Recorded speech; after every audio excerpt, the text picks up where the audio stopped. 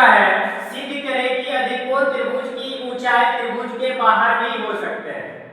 किस त्रिभुज की बात हो रही है, अधिकोण त्रिभुज की बात हो रही है। तो हमें एक अधिकोण त्रिभुज लेना पड़ेगा, ले लेते हैं, अपना क्या जाता है कि ना।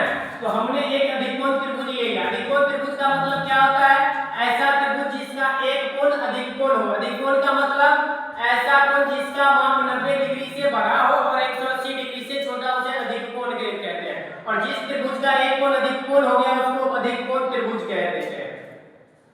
तो सबसे पहले हम लोग लिखते हैं, दिया है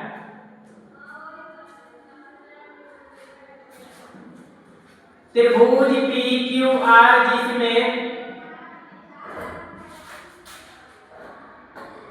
कोण PQR 180 से छोटा है और 90 डिग्री से बड़ा है। चलो अगला लिखते हैं, सिद्ध करना है। सिद्ध करना है, सिद्ध क्या करना है, त्रिभुज की ऊंचाई त्रिभुज के बाहर भी हो सकते हैं। हम क्या करते हैं, आर क्यूब को आगे बढ़ाते हैं और पी से इस पे लंब डालते हैं। आर क्यूब को आगे बढ़ाया और पीएम लंब आर क्यूब डाला। त्रिभुज की ऊंचाई त्रिभुज के बाहर भी हो सकते हैं। अगला हम लोग करते हैं रचना। आर क्यूब को आगे बढ़ाया, आर क्यूब को बढ़ाया तथा पीएम लंब क्यूआर खींचा। अगला चलते हैं प्रमाण। हम PQR का क्षेत्रफल निकालते हैं।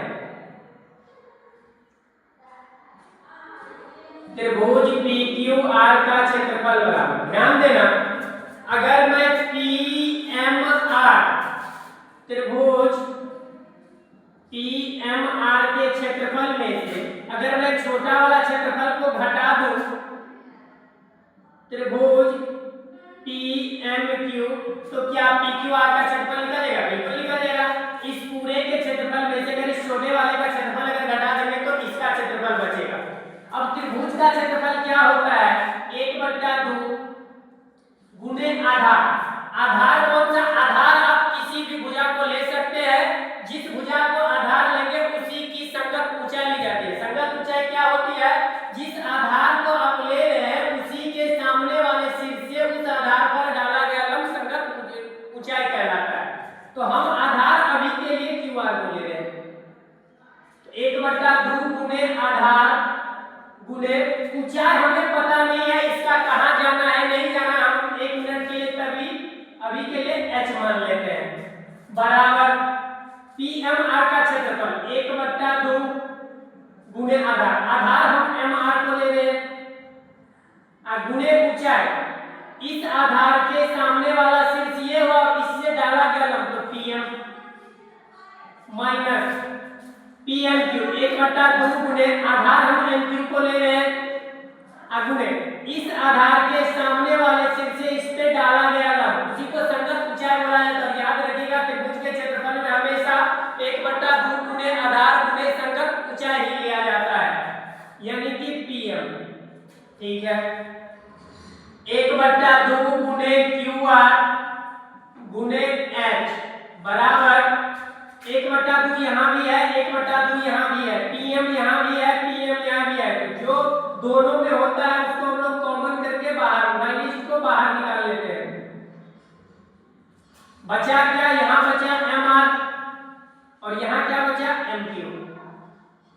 ध्यान दीजिएगा 1/2 से 1/2 कट गया, QR इंटू H बराबर PM इंटू, ध्यान दीजिएगा अगर मैं MR में से अगर मैं MQ को हटा दूं तो QR बचेगा क्या,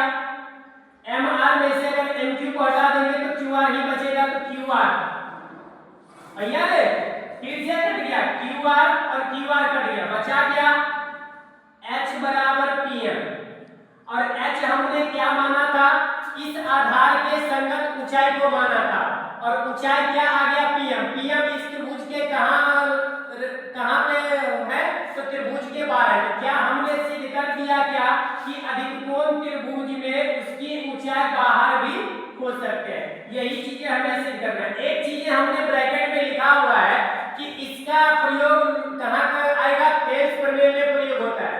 वहां पे क्या होता है, जनरली क्या करते हैं कि वहां पे बता दिया जाता है कि ऊंचाई बाहर वाला ही लिया जाता है। क्यों लिया जाता है ये चीज कोई जल्दी बताता नहीं है, तो यहाँ से आपको क्लियर पता चलेगा कि ये ऊंचाई बाहर वाला क्यों लिया जाता है, क्योंकि वहां पे अधिकोण त्रिभुज बनता है। ऐसा ही कुछ त्रिभुज बनता है, ध्यान दीजिएगा। ये अधिकोण कैसे हुआ, ये 90 डिग्री है तो PMQ में अगर ये 90 है तो बाकी दो का योग क्या होगा, 90 डिग्री होगा।